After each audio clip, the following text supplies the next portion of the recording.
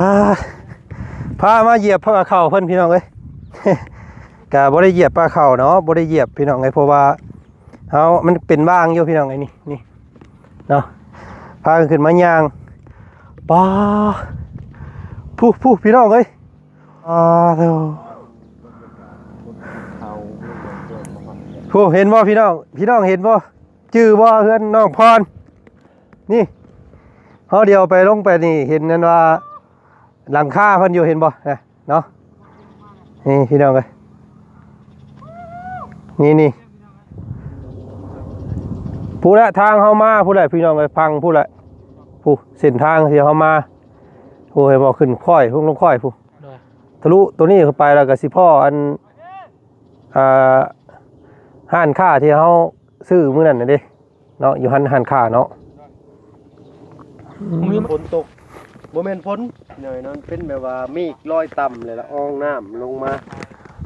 นี่เห็นบ่อันนี้ฝนลงแล้วนี่จังน้อยอีกจังน้อยนี่นั่นได้นี่พี่น้องเอ้ยเนาะคือตอนนี้ทางบ่าวจันอยู่ที่ภูหน่วยหนึ่งเนาะซึ่งเป็นเมืองล่องแจ้งพี่น้องเอ้ยบ้านน้ำผาใหญ่เนาะแขวงไส้สมบูรณ์เด้อพี่น้องเด้อเนาะกาลภาคหันไปหน่อยนึงภาคพูตัวน้อยนี่แต่ว่าอันคือเฮาไปนี่ต้องย่างข้ามผู้น้อยนั่นแหละผู้น้อยนี่แม่ปิดกันไปแต่ว่ามันขึ้นน้อยนะแต่ว่ามันขึ้นนี่สูงชั้นกว่านี้อีกหลายเท่าแต่มันสิมีดุมลงหันอีกเนาะแม่นว่าไงคือเฮาข้ามผู้ลูกนึงไปพุ่นแล้วมันสิอยู่หม่องวักอยู่พุ่นอีกนะมองขาวๆบ่แต่มองขาวๆแต่ว่ามันยับไปพุ่นอีกใช่แม่นยับไปทางซ้ายมองหมอกขาวใหญ่มันสิเป็นอ่างอยู่หั่นเนาะใช่แล้วนี่คือจุดบ้านน้องเพิ่นแล้วก็พุ่นตีนผู้แบบนี้แหละ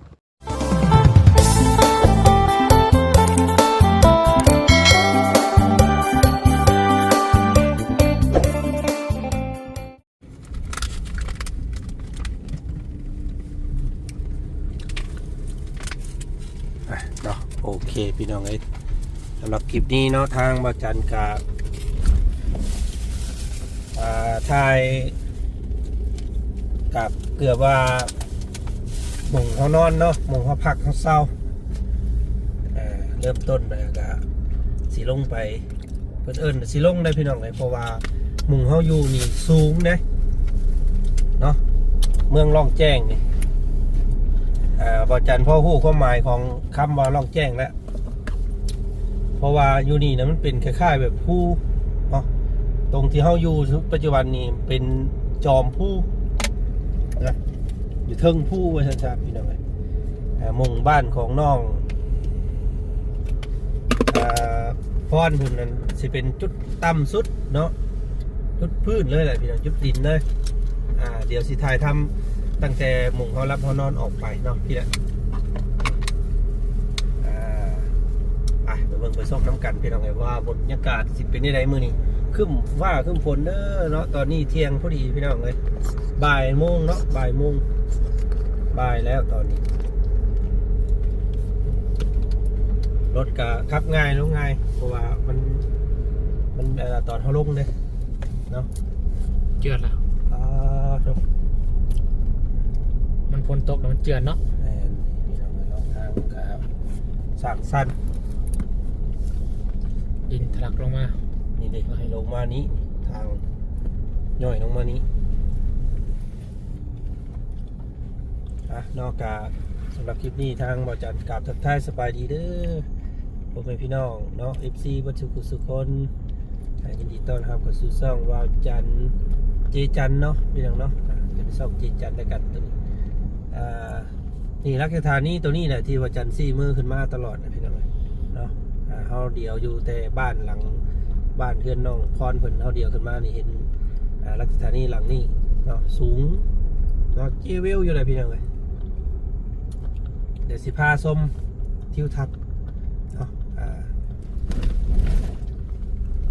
แต่ว่าบางคู่บางคนเพิ่นคือบ่ไปดินผู้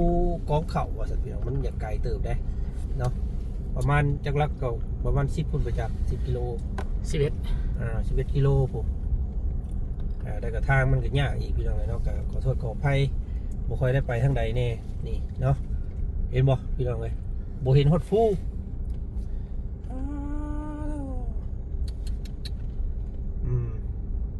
หมุนมีกเนาะแต่ค่ายแบบว่าอยู่ภูนั่นเต็มไปด้วยหมอกควันนะตอนนี้นะพี่น้อง มีเองดิ ขึ้นไปได้ป่ะเนาะนี่คนใดขึ้น เดี๋ยว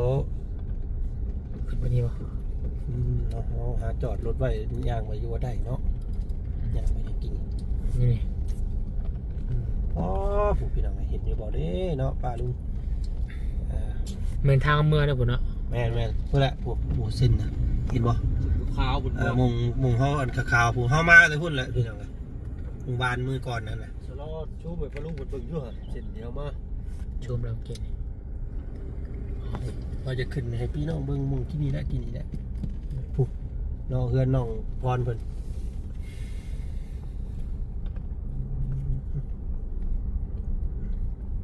เดี๋ยว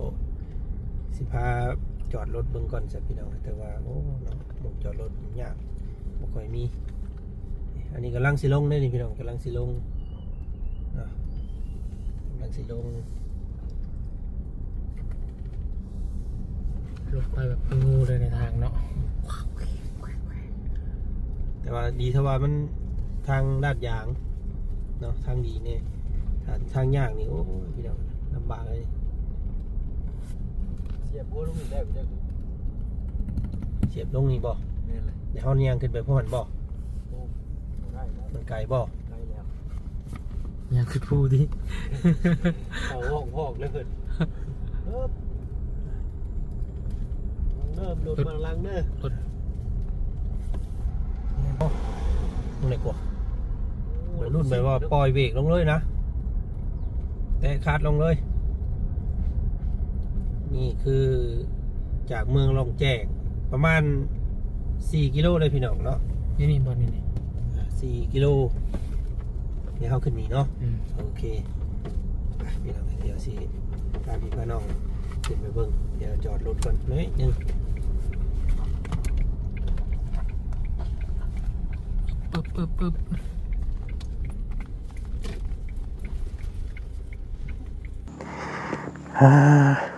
บ่ได้สูงบ่ได้พี่น้องเอ้ย ผู้ทางเขาขึ้นมาให้กินนี่เมื่อนี้ขออนุญาตเด้อพี่น้องเลย ตอกขึ้นคอเลย ฮึบ ป้าให้ได้นี่ อันนี้คือมาสัมผัสเนาะพาป้าลุงขึ้นมาสัมผัสจุดสูงสุดอ่า เลยเนาะ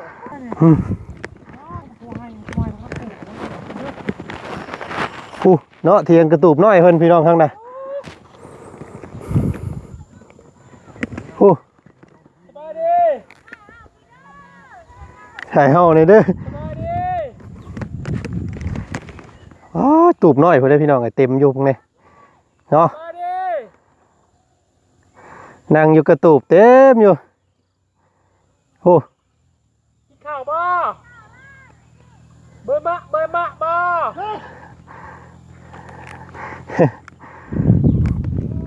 ไปขึ้นไปเบิ่งต่ออีกพี่น้องเลยอ๋อทุก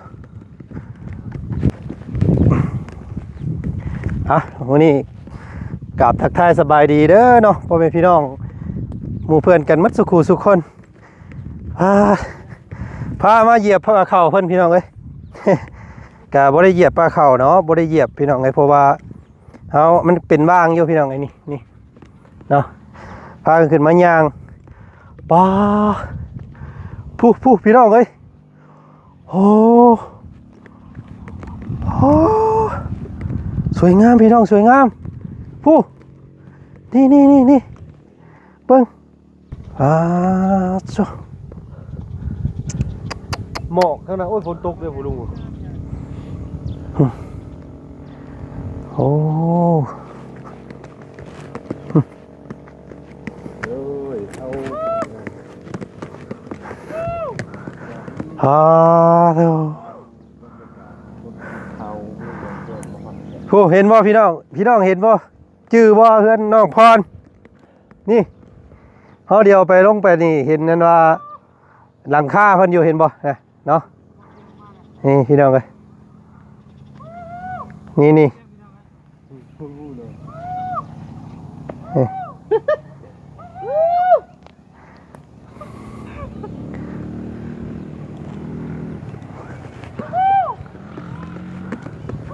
เป็นเห็นบ่ไปแล้วคุณ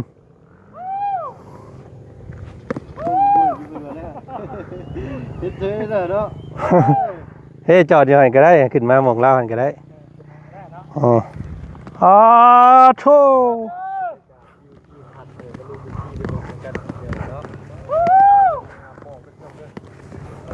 ลกยาเด้อลกยาเขาเด้อลกยาเขาให้เด้อ เข่างามเลยพี่น้องเข่าเพิ่นนี่เห็นบ่เนาะ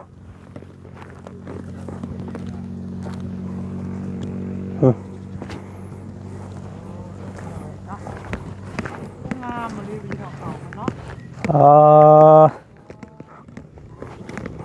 ะ คลิปนี้เก็บภาพบรรยากาศ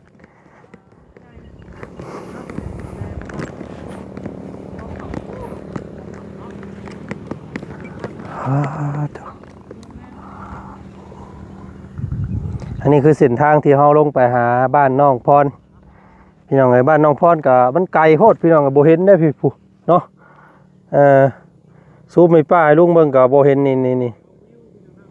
พี่น้องเอ้ยเห็นแต่หลังคาไฟแว่หน่อยนึง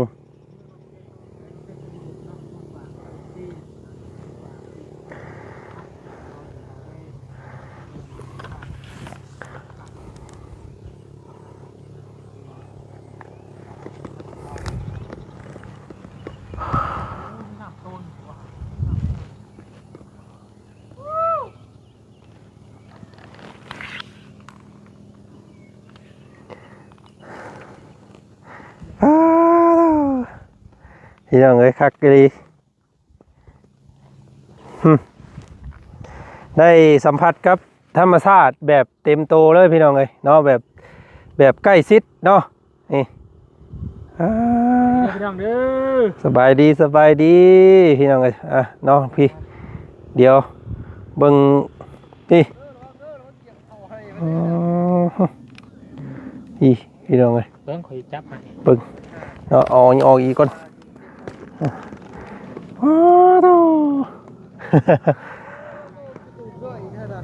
คักพี่น้องเลย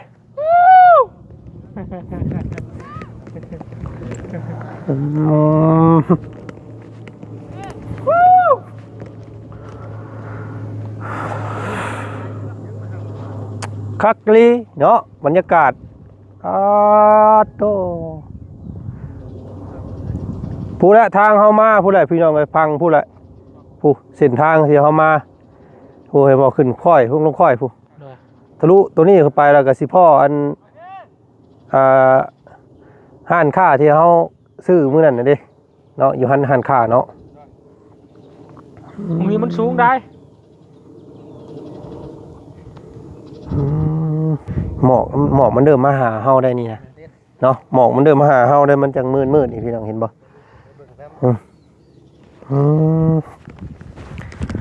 ล่องเรือไปหารักสักคนรวยหรือจนก็คนคือกัน อันนี้นกพิกซิตเป็นบ่ พี่น้องมาบุญปีนี้มาเมื่อกี้นี่สบายดีจ้ะสบายดีโอ้งามเนาะ ถูกทางน่ะฝนตกบ่แม่นฝนหน่อยนั้นเป็นแบบว่าเมฆลอยต่ำเลยละอองน้ำลงมา เห็นบ่อันนี้ผลลงแล้วนี่ช่วงน้อยอีกช่วงน้อยนี่นั่นได้นี่พี่น้องเลยเนาะคือตอนนี้ทางบ่าวจันอยู่ที่ภูหน่วยหนึ่งเนาะซึ่งเป็นเมืองล่องแจ้งพี่น้องเลยบ้านน้ำผาใหญ่เนาะแขวงไส้สมบูรณ์เด้อพี่น้องเด้อเนาะกาลครั้งหนึ่งที่เคยมาเนาะเขาก็อยากเก็บภาพบรรยากาศให้ป้าให้ลุงได้เบิ่งพี่น้องเลยเนาะก็ความสวยงามถ้ายืนอีกจักประมาณ10นาทีก็สิมีหมอกหรือว่าฝนโปรยปลายลงมา ผลเนี่ยเนาะแมนนี่กำลังมาหาเฮานี่เนาะสัมผัสตาบงุนมิกพูดแล้วกระตูบน้อยพูดแล้วปล่อยคักหลายลึก ได้ผ่านมาทางนี้ ได้เฮือนน้องพรพุ่นเนาะ นี่เด้นี่เจ้าเห็นบ่น่ะเห็นแต่พระแม่น่ะ หันเนาะ หมองนั้นน่ะให้หน้าชุมเจ้าขึ้นไปวานนี้ นั่นแหละมันแหละ แต่ว่ามันไกลโพดพี่น้องเอ้ยฮะโดยครับทานได้โอ้เหยียบเข่าเพิ่นเบิดเลยนี่อ๋อมันมีช่องมันอยู่พี่น้องเอ้ยโอ้เนี่ยหมกแตงเรายังบ่ทันเป็นเนาะกำเป็นนี่เซ็ตโจรนี่ งามเนาะ เก็บภาพบรรยากาศไว้ก่อน ผักสไลด์ คู่ผักสลัด ผักสลัด โอ้ผักสลัดเพิ่นปลูกไว้เนาะ งามดีผักส โอ้ ลัด เอาไปเหยียบของเพิ่นเด้อเหยียบของเพิ่นเด้อเหยียบของเพิ่นเด้อไปเด้ออืม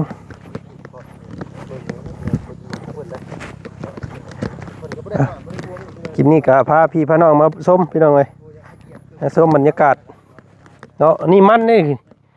มัน มันจังเนาะ มันเครือ มันอันนี้แล้วกินตางเข่าได้มันนี่ มันสลาง มันสลาง นี่เห็นอยู่เลิกเลย ค้าแง่สมค้าเนี่ยมันเนี่ย อื เนาะ ม ขุดลงไปเลือกมันแบบสั้นคือลงไปเลย อ๋อนี่เพราะหัวขาหัวคิงลายพี่น้องทางนี้อ๋อ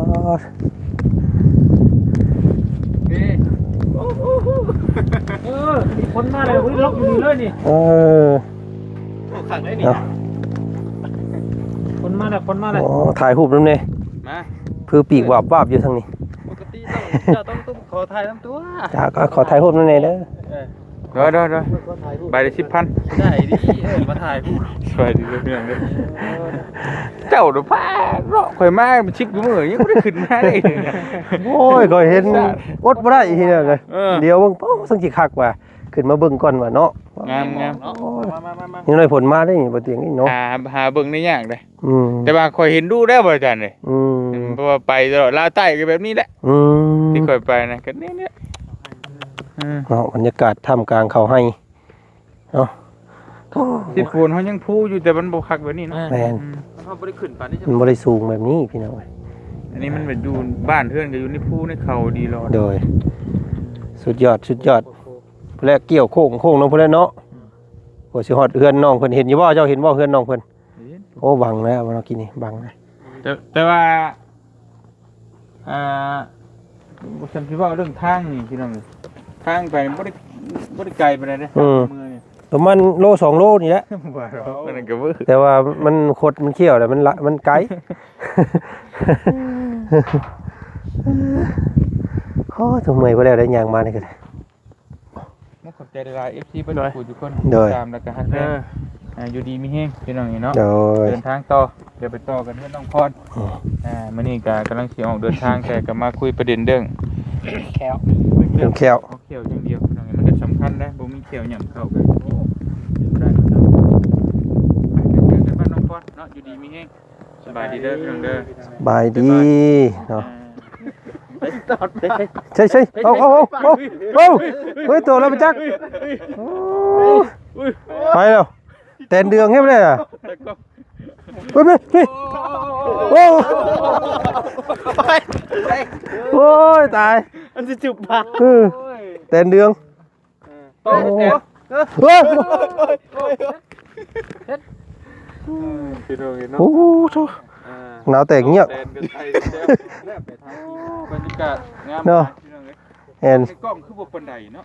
แต่ว่าตัวจริงเขาเห็นนี่เนาะมันคือไก่เนาะ นี่ดีเลย อันนี้ก็เบิ่งเพิ่นมารับมานอนพี่น้องเอ้ยเนาะกระตูบน้อยคอยหน้า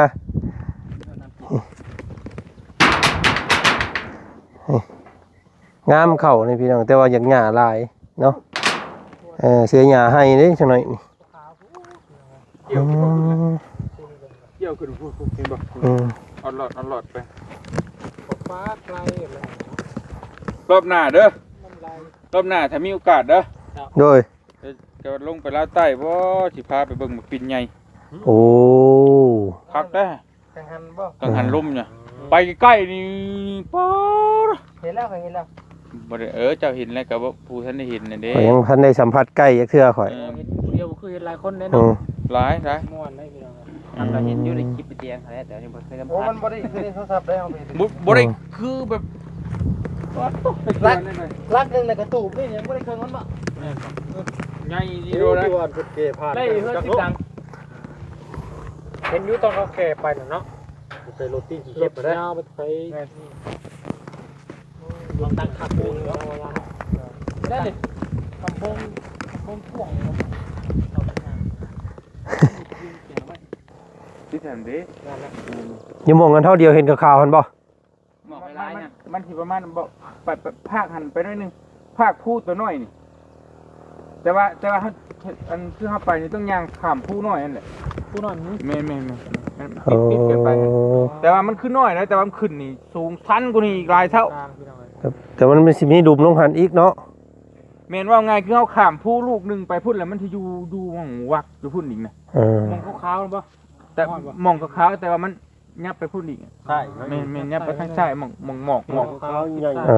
มันสิเป็นอ่างอยู่หั่นเนาะ แม่น ไปนี่เราอยู่พี่เนาะ ไปแล้ว นี่คือจุดบ้าน ขี่รถ จุดบ้านน้องเพิ่นแล้วก็พุ่น จุดตีนผู้แบบนี้แหละแต่เฮาจังย่างขึ้นข้ามผู้คือข้ามผู้ลูกนี่แหละ อืม แล้วก็ข้ามไปอีก อ่า แต่มันสูงกว่านี้หลาย ผู้หน่วยว่าไงผู้หน่วยอันโตที่ว่ามีหมอกอันนั้นเนาะ โดยผู้นั่นแหละแต่เข้าไปดิมันเกิดสิโอ้ มันเป็นโดนนะ เนาะ เย็น อ่ะ นี่ พี่น้อง นี่ เพราะว่าไม่ใช่เป็นผู้ เป็นภูผาป่าแบบธรรมชาติเนาะ แม่น อย่างธรรมชาติหลายได้อพี่น้องเป็นภู ผู้ปีกยังอุดมสมบูรณ์ อืมนี่เห็นว่ารถแล่นมา ใกล้บ้านเพิ่นนี่นะนี่เบิ่งยัง เฮ้ย ต้นไม้ต้นตอกยังหลายอยู่นะมันเต็มนี่แถว10โปนนี่เบิดแล้ว ผู้จุดผู้เลยพี่น้อง อืม มองบ่เตียงเพิ่นเว้าเนาะที่ว่าคนติดถ้ำนะ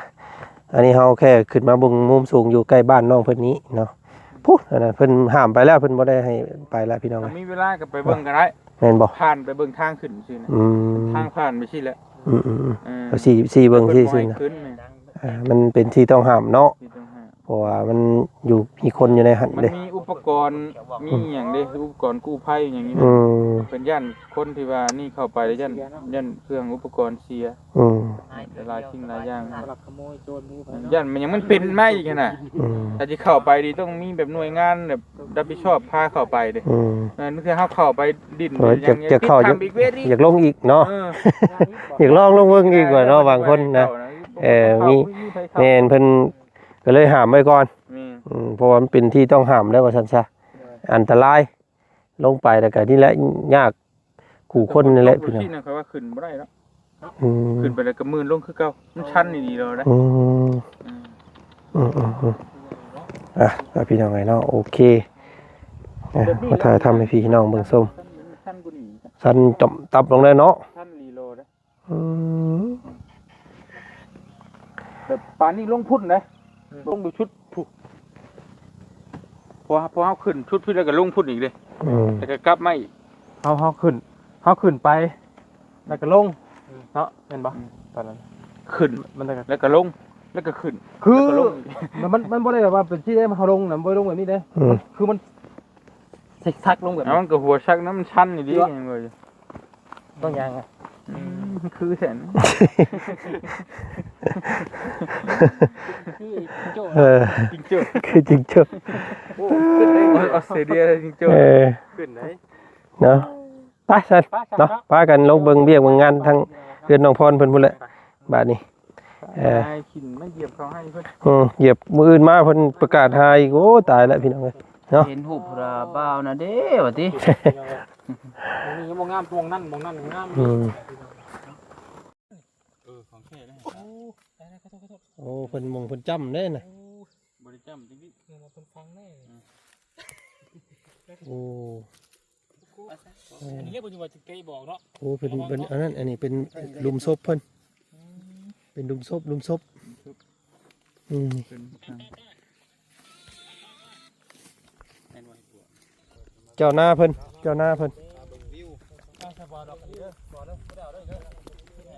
เด้อไปเด้อ